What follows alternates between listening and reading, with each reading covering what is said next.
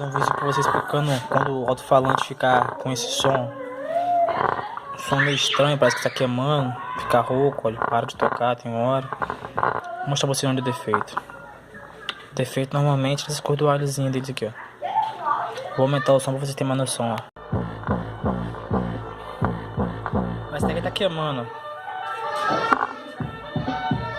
Parou de novo. Fica pocando. Sempre o problema é essa cor do alhozinho daqui, ó.